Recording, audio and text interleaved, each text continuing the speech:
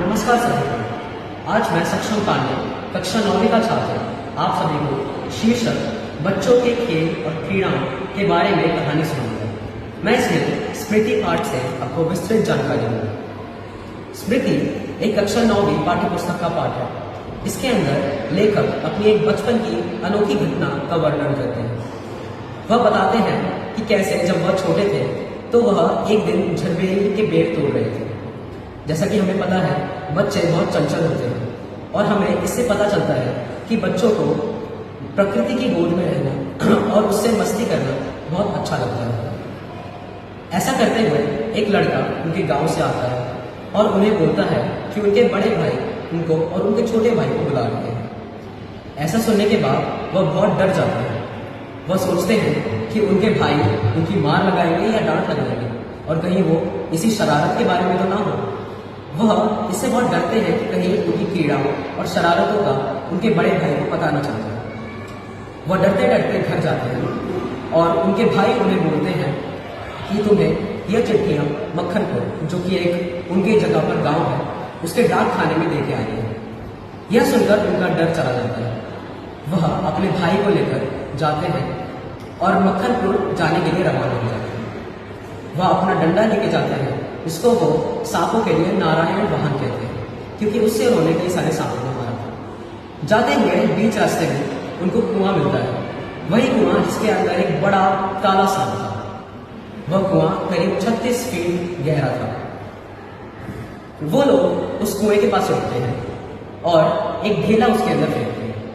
लेखक बताते हैं कि कैसे उस कुएं के बारे में उनको 2 महीने पहले पता चला और उसके अंदर सांप होने की जानकारी भी उन्हें 2 महीने पहले ही पता चला। उनकी वानर सेना, जो कि उनकी दोस्तों की टोली है, वह जाती थी और स्कूल से आते वक्त उसी कुएं के अंदर एक ढेला फेंकती थी। जो सांप था वो उस ढेले के गिरने पर फुसकारता था।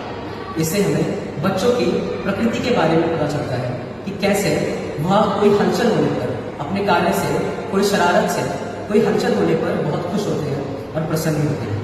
उन्हें लगता है उन्होंने किसी कार्य की प्राप्ति करी। ढेला फेंकने पर फुसकार की आवाज आने पर वह बहुत हंसते हैं और खेलते हैं। इससे हमें एक और बात पता चलता है कि शरारतें दुगनी हो जाती हैं जब हम अपने दोस्तों के साथ होते हैं। कहानी में आगे बढ़ते हुए उस समय भी जब वो चिट्ठियां देने जा रहे थे, वह एक ढेला फेंकते हैं और अपनी टोपी उतार कर वहां से भागते हैं। यहाँ पे ध्यान देने वाली बात यह है कि उस समय पर उनकी धोती या कुर्ते में कोई जेब नहीं थी और उन्होंने पत्र अपनी टोपी में ही रखा था। जैसे ही वह टोपी खोलकर भागते हैं, सारे पत्र उस कुएं में गिर जाते हैं। उनको यह ध्यान नहीं रहता कि ढेला उस सांप को लगा या ना लगा और फुसकारने की आवाज आई या ना आई। उन्हें बस बदहवासी और ऐसी स्थिति में बहुत डर लगेगा। इसके बाद वह बहुत चिंतित हो जाते हैं और रोने भी लगते हैं कि अब वह क्या करें। इससे हमें यह पता चलता है कि कभी कभी बच्चे शरारतें और मस्ती में कुछ ऐसे कार्य कर देते हैं जो कि बहुत हानिकारक हो सकते हैं। और इस डर से कि कहीं किसी को पता ना चल जाए, कहीं उनको डांट ना पड़ जाए, उनको मार ना पड़ जाए, इसकी वजह से वह उसको किसी को बताते नहीं है और उसका खुद समाधान निकालने का प्रयत्न करते हैं। कहानी में भी लेखक अपनी धोतियों को बांधकर उससे कुएं में उतरते हैं और सांप को अपने डंडे से हटाकर जैसे तैसे लड़ झगड़ कर जैसे तैसे कर उन पत्थरों को निकालते हैं। इसके बाद वह 36 फीट अपने हाथों से चढ़कर ऊपर आ जाते हैं और कुएं से निकल जाते हैं।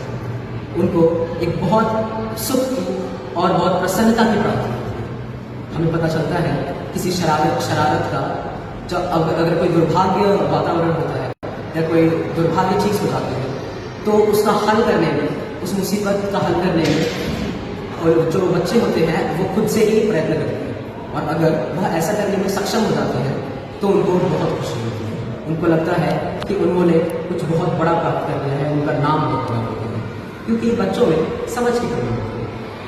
इसके बाद वह जाते हैं और मक्खनपुर में उन्हीं चिट्ठियों को दे देते हैं। चिट्ठियाँ देने के बाद वह घर आकर किसी को भी यह खबर नहीं होती और अपने भाई को भी यह नहीं बताने लगे कि वहाँ पे क्या हुआ।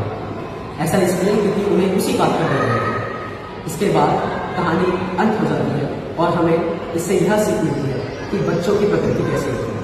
हमें पता चलता है कि बच्चे अपने दोस्तों के साथ बहुत मौज मस्ती करते हैं, बच्चे जब भी कोई मौज मस्ती करने पे कोई इनको हलचल दिखती है तो वो उससे बहुत प्रसन्न होते हैं। बच्चे इन चीज़ों के बारे में किसी बड़े को नहीं बताते हैं क्योंकि उन्हें मार और डांट कर डर रहते हैं।